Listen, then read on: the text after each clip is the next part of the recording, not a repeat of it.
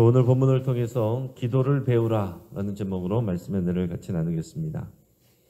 이런 그리스도인들은 대부분 기도를 배우고 싶어 합니다. 그래서 우리 기독교 서점에 가면 기도에 관한 책은 항상 인기가 있습니다. 근데 이것을 뒤집어서 생각하면 사람들이 그만큼 기도에 자신이 없다, 또 기도를 잘 모른다, 이렇게도 생각을 할 수 있습니다. 누가복음에서는 예수님이 기도하시는 모습이 자주 강조가 됩니다. 예수님은 자신의 사명을 감당함에 있어서 기도하지 않고서 하신 일이 없으십니다. 여러분, 예수님이 어떤 분이에요? 하나님의 아들이십니다.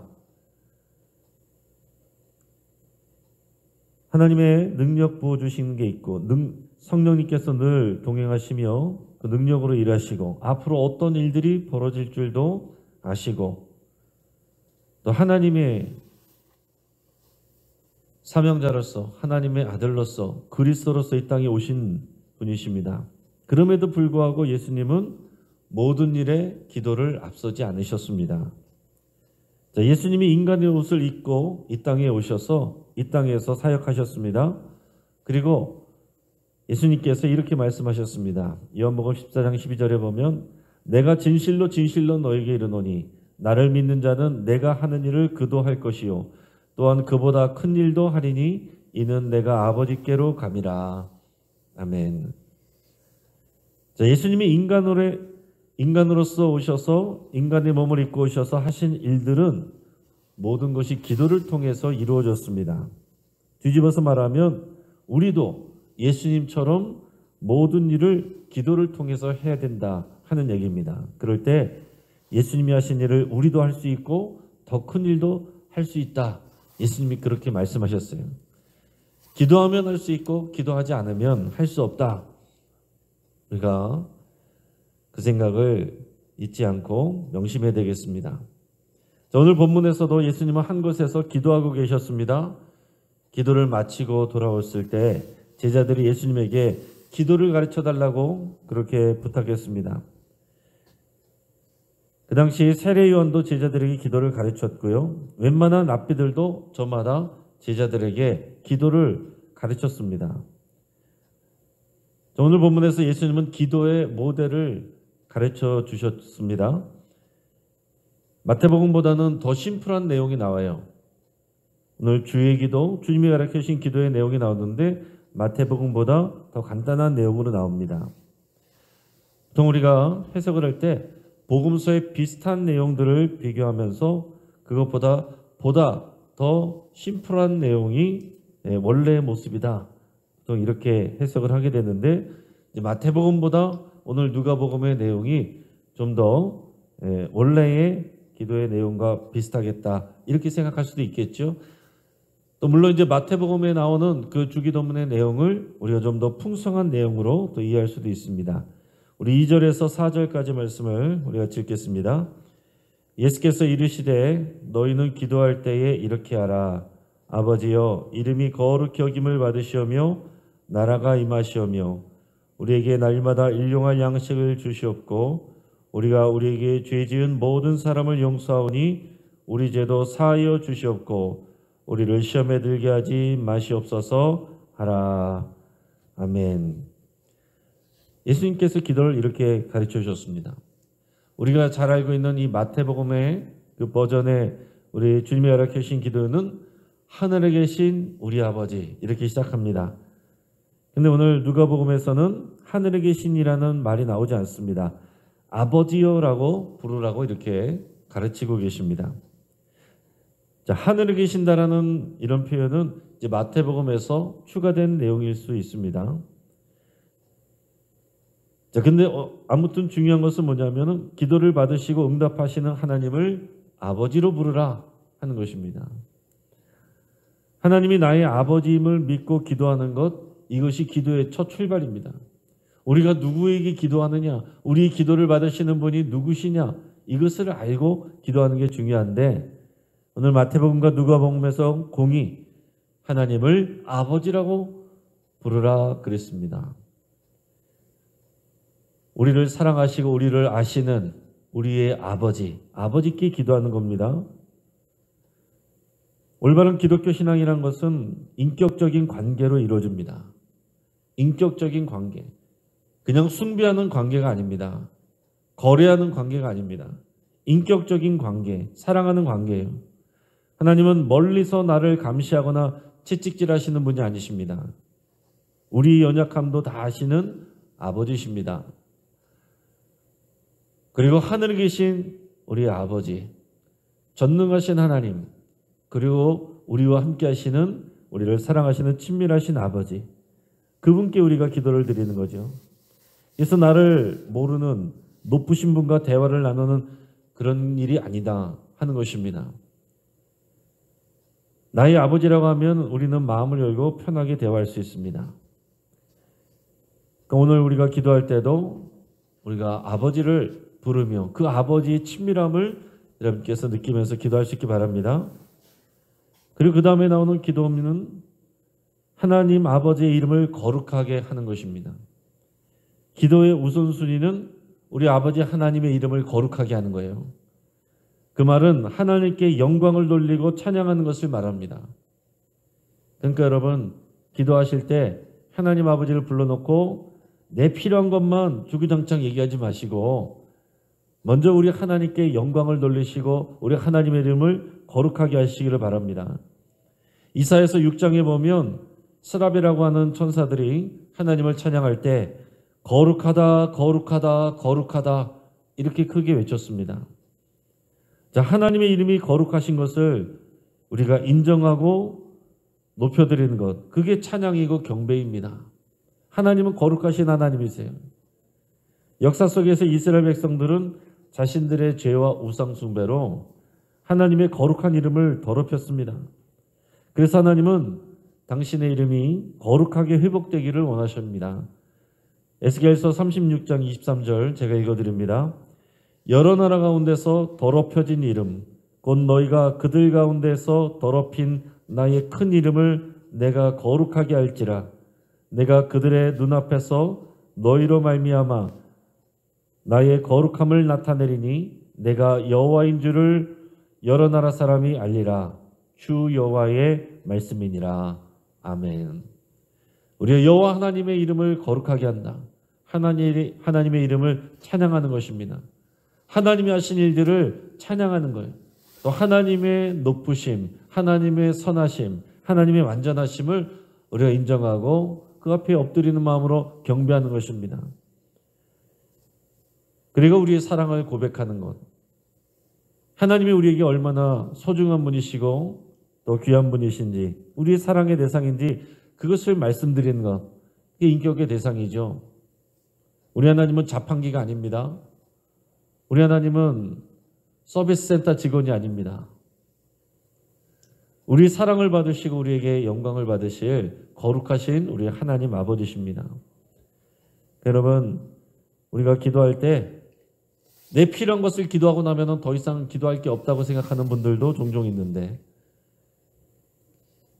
내 필요한 것을 기도하기 전에 내가 하나님을 사랑한다고, 하나님의 이름은 거룩하시다고, 그 이름이 가장 귀하시다고, 그렇게 여러분 충분히 고백하시고 그 사랑을 나누시길 바랍니다. 이런 부부관계든지 연인관계든지 만나자마자 나는 오늘 뭐가 필요하고 오늘 뭘 사야 되고 네가 나를 뭘 좀 도와줘야 되겠고 그렇게만 얘기하는 그런 관계가 어떻게 이어지겠습니까? 오늘 예쁘다, 사랑스럽다, 오늘 너무 멋있다, 나는 너를 의지한다. 여러분, 그런 표현과 그런 대화가 서로의 관계를 더 깊어지는 거 아니겠습니까? 여러분, 우리가 하나님 앞에서 무엇을 구하기 이전에 하나님을 사랑하고 하나님의 이름을 높이는 그런 귀한 믿음의 교제, 인격적인 교제가 더 충분하게 이루어지기를 바라고 축복합니다. 그 다음에는 뭐라고 기도하라고 그랬어요? 하나님의 나라가 임하기를 기도하라 그랬습니다. 하나님의 나라가 임하는 것, 마지막 때가 되면 하나님의 나라가 완전히 오십니다. 하나님의 나라가 와요. 그 전에 우리가 죽으면 우리가 하나님의 나라에 갑니다. 마지막 때는 하나님의 나라가 옵니다. 자, 그런데 우리가 평상시에 또한 기도해야 될 것은 하나님의 나라가 임하기를 기도하라 그랬습니다. 이 말은 우리가 하나님 나라 가기 전에 이미 우리의 삶 속에서, 우리의 생활 속에서 하나님의 나라가 임하기를 기도해야 되는데, 쉽게 말하면 우리의 순종을 통해서 하나님의 통치가 우리 삶의 자리에 임하는 것, 이루어지는 것, 이게 하나님의 나라가 임하는 것입니다. 하나님의 나라가 임하는 것은 어려운 일이 아니에요. 우리가 우리 삶의 자리에서 하나님의 말씀에 순종하면 하나님의 나라가 임하는 것입니다. 내가 밉지만 용서하면 하나님의 나라가 임하는 거예요. 내가 주의 말씀에 순종하면 하나님의 나라가 임하는 것입니다. 내가 불법을 저지르면 돈을 더 많이 벌 수 있지만 정직하게 내가 손해를 보더라도 주의 말씀 앞에 정직하게 행하면 하나님의 나라가 임하는 것입니다. 어둠이 물러가고 빛이 임하는 거예요. 여러분, 우리가 하나님의 나라가 임하기를 항상 기도하셔야 됩니다. 우리들의 가정과 우리들의 직장과 교회와 나라에 하나님의 나라가 임하기를 계속 기도해야 됩니다. 하나님의 나라가 임하기를 기도하면 그 다음에 다른 것은 뭐가 되어야 되겠습니까? 당연히 우리가 순종을 해야죠. 우리가 순종하지 않는데 하나님의 통치가 이루어지지 않고, 하나님의 통치가 이루어지지 않는데 하나님의 나라가 임할 수가 없습니다. 우리가 하나님의 나라가 임하는 것을 막게 되는 거예요. 불순종하면, 내 생각을 고집하고 있으면 하나님의 나라와 통치가 임하지 않는 것입니다. 사람들이 결정하고 사람들이 일하는 사람의 일들과 사람의 모임이 되는 거예요. 교회에서는 우리 모두가 하나님의 뜻 앞에 다 순종해야 됩니다. 고집 부리는 사람은 하나님의 나라를 막고 있는 사람이에요. 그게 내가 될 수 있습니다. 오늘 이 자리에서 날마다 기도하실 때마다 하나님의 이름을 높여드리고, 우리가 하나님의 말씀에 순종하여 우리가 있는 그곳에 나를 통해 하나님의 통치가 임하시기를 그렇게 기도하시고 또 순종하시기를 축복합니다. 그 다음에는 일용할 양식 구하라고 그랬습니다. 우리에게 필요한 일용할 양식이 있음을 우리 하나님은 다 알고 계십니다. 너희가 구하기 전에 다 아신다라고 했지만, 그러나 우리가 그것을 구하고 기도하기를 원하십니다. 왜 그러십니까? 우리를 매일 만나기를 원하시기 때문에 그렇습니다. 여러분, 사람들은, 또 부지런한 사람들은 특히 어떻게 하기를 원합니까? 한꺼번에 다 해놓기를 원하죠. 10년치, 50년치 그렇게 다 미리 기도해놓고 편하게 살면 우리가 좋잖아요. 우리가 평상시 삶도 그렇게 하잖아요. 미리 다 해놓고 쌓아놓고 안심하면서 우리가 천천히 필요한 것들을 쓰면 우리가 마음이 편하지 않습니까? 그러나 우리 하나님이 원하시는 것은 매일의 양식을 구하며 하나님 앞에 나오는 것입니다. 하나님이 째째해서가 아니에요. 말씀드린 것처럼 오늘 하루의 삶을 하나님께 의탁하며 하나님 앞에 나오기를 원하시는 겁니다. 매일같이 하나님을 만나기를 원하시는 겁니다. 우리가 부모가 되면 그 마음을 충분히 이해할 수 있죠. 자녀가 한꺼번에 몰아서 만나고 1년 후에 만나기를 원하는 그런 자녀가 아니라 매일같이 만나고 매일같이 안부 전하고, 우리가 그런 자녀와 부모 되기를 원하지 않습니까? 그래서 못난 자녀가 효도한다는 얘기를 하잖아요. 잘난 자녀는 얼굴 보기가 어렵습니다. 그래서 자녀들을 공부 많이 시킨 부모님들은 맨날 외로워요. 얼굴을 보지 못하고 자녀들도 다 외국에 나가 있고. 근데 못난 자녀는 가까이서 효도하고 나 힘들 때 늘 옆에 있습니다. 하나님이 원하시는 하나님의 백성들, 하나님의 자녀들은 매일 하나님 앞에 나오는 것입니다. 그래서 매일 새벽을 깨워 믿음으로 하나님 앞에 나오는 여러분들을 하나님이 기뻐하시고, 오늘 우리 기도 제목이 어제와 똑같을지라도 그 기도를 우리 하나님께서 새롭게 들으시고 오늘 기도하는 이 자리가 우리에게 은혜가 되고 복인 줄 믿습니다. 기도하여서 받은 그 결과만 중요한 것이 아니라 그 기도 제목 때문에 하나님 앞에 나와 있는 이 기도하는 자리 자체가 우리에게 은혜고 복인 것입니다. 작정하고 기도하여서 그 기도가 이루어지는 것도 중요한 것이지만 작정하여서 그 시간 동안 기도하는 그 자리가 소중하다는 거예요. 그러니까 작정 기도 끝나면 뭐 하면 되겠어요? 또 작정하는 거죠. 또 매일 작정하는 것입니다. 그리고 그 다음에 관계에 대해서 기도하라 이렇게 가르쳐 주셨습니다. 우리가 하나님께 용서를 구한다면 다른 사람이 우리에게 죄 지은 것을 용서해 줘야 된다고 또 그렇게 기도하라고 말씀하고 있습니다. 하나님께 용서를 받아야 형통해지는데 여러분 죄가 우리를 가로막고 있으면 하나님의 은혜를 주시고 복을 주시고자 해도 막히게 되는데 우리가 그것을 뚫는 것은 하나님 앞에 회개하는 것이고 다른 사람을 용서하는 것입니다. 막힌 것을 뚫어야 하나님의 은혜가 부어집니다. 내가 다른 사람을 용서해 주지 않는 동안 하나님의 형통이 나에게 충분히 임할 수가 없는 거예요. 그러니까 다른 사람들을 용서하고 화해하는 일은 나를 위한 일입니다. 영적인 원리예요.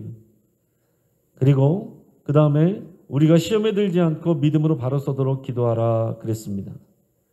여러분 우리는 믿음이 좋아도요 언제든지 넘어지고 시험에 들 수 있는 사람들입니다.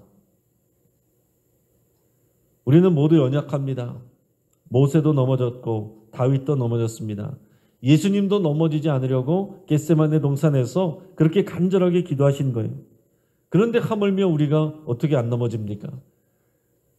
은혜 받고 아멘 하고 돌아서서 옆 사람 때문에 금방 기분 나빠지는 게 우리인데 우리 마음이 그런 마음이 들어오는 것, 은혜가 깨지는 것, 그게 넘어지는 것입니다. 그냥 내 기분대로 하고 싶은 것, 열심히 하다고 작정했던 거 하기 싫은 거, 그게 다 우리가 시험에 드는 거예요.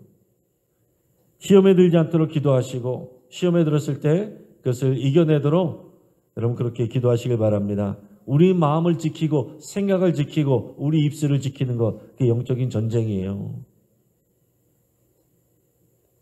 그 다음에는 간청하는 기도에 대해서 주님이 말씀하셨습니다.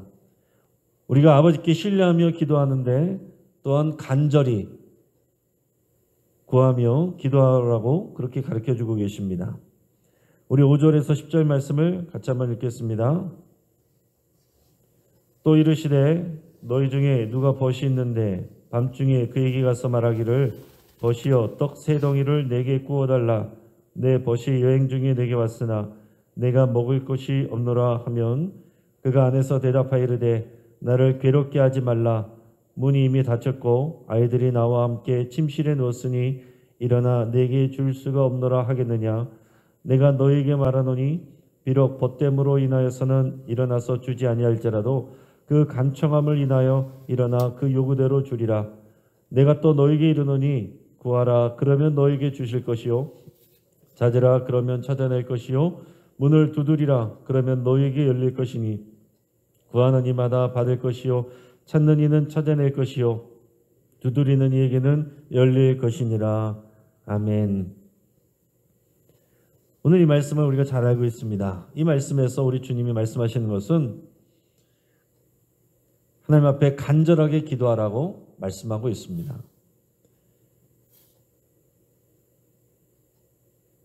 벗됨으로 인해서 주지 않아야 할지라도 그 간청함을 인하여서 주는 그 이웃에 대해서 말씀을 하시면서 하물며 우리 하나님 아버지께서 우리가 간청할 때 왜 주지 아니하시겠느냐 말씀하십니다. 구하라, 찾으라, 두드리라. 구하는 이마다 받을 것이고 찾는 이는 찾아낼 것이고 두드리는 이에게는 열릴 것이니라. 기도 안 하는 사람들의 많이 하는 얘기가 우리가 꼭 기도해야만 하나님이 들으시나? 기도를 많이 해야 되는 게 중요한 게 아니야. 그런 말들을 변명처럼 핑계처럼 자기도 안 하면서 다른 사람들도 정죄하는 그런 경우들이 있습니다. 하나님은 우리가 필요한 것이 무엇인지를 다 아시지만 일용할 양식을 구하라고 하셨고 또 구하고 찾고 또 두드리라고 말씀하셨고 간청하라고 말씀하셨습니다. 여러분 우리가 간절히 기도하는 것도 중요한 일이고 믿음으로 간단히 기도하는 것도 의미 있지만은 또 하나님 앞에 또 간절히 기도하고 오래 기도하는 것도 또 필요하고 중요한 일입니다. 우리가 하나님을 점잖게 대하는 것이 잘하는 일이 아니에요. 하나님을 조르고 귀찮게 하는 것, 이게 하나님을 기쁘시게 하는 일입니다. 우리 부모가 그렇습니다.